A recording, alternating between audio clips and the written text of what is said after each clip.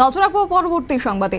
কদমতলায় ঘটে যাওয়া এক অনাকাঙ্ক্ষিত ঘটনার জেরে এবার মাঠে নেমেছে মহিলা মোর্চার নেত্রীরা। অবশ্য তারা দোষীদের কঠোর শাস্তির দাবি তুলেছেন এবং সেই সঙ্গে এই ঘটনার সুষ্ঠু তদন্ত তারা চাইছেন, কেননা নির্যাতিতা নাবালিকা মহিলার পাশে থাকারও আশ্বাস দিয়েছেন।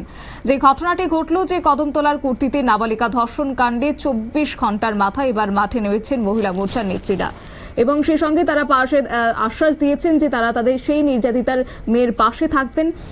অবশ্য সেক্ষেত্রে উল্লেখ করতে হয় যে দুই গোষ্ঠীর আত্মীয় কর্তৃক এই ঘটনাটি সংঘটিত হয়েছে গত শনিবার রাতে। এদিন রাত 8টা নাগাদ সপ্তম শ্রেণী পড়ুয়া 14 বছরের এক নাবালিকা পাশের বাড়িতে বিয়ের অনুষ্ঠানে যাওয়ার সময় মাঝ রাস্তা থেকে তাকে বলপূর্বক তুলে নিয়ে গিয়ে কুর্তি মাদ্রাসা নবনির্মিত হোস্টেলে নিয়ে গিয়ে একাধিকবার তাকে ধর্ষণ করা হয়েছে, এমনটাই অভিযোগ উঠে এসেছে। এবং যদিও সাথে সাথে স্থানীয়দের সহযোগিতায় ঘটনার মূল অভিযুক্ত ইমরান হোসেন নামের এক ব্যক্তিকে আটক করা হয়েছে এবং অপরদিকে এক অভিযুক্ত 16 বছরের নাবালক পালিয়ে যেতে সক্ষম হয়েছে এবং তারপরই দোষীদের কঠোর শাস্তির দাবি নিয়ে মাঠে নামলো মহিলা মোর্চা। কি রয়েছে বক্তব্য শুনুন। ভারতীয় জনতা মহিলা মোর্চা সর্বত অবস্থাতে ভারতীয় জনতা পার্টির মহিলা মোর্চা সর্বত অবস্থাতে মানুষের পাশে, সমাজের হিতে কাজ করে। আমরা সেবাই আমাদের সংগঠন, সেই নিরিখে আমরা কাজ করি।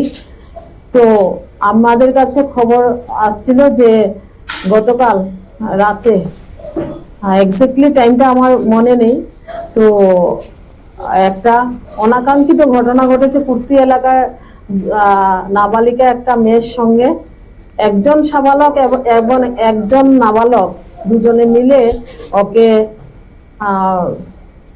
মানে র্যাপ করা হয়েছে বা এই ধরনের ব্যাপার হয়েছে, যার জন্য আপনারা শুনলেন তাদের বক্তব্য। এবং একই সঙ্গে রবিবার রাতে কদমতলা থানা ও নির্যাতিতা নাবালিকার বাড়িতে ছুটে যান বিজেপির মহিলা মোর্চার উত্তর জেলার এক প্রতিনিধি দল।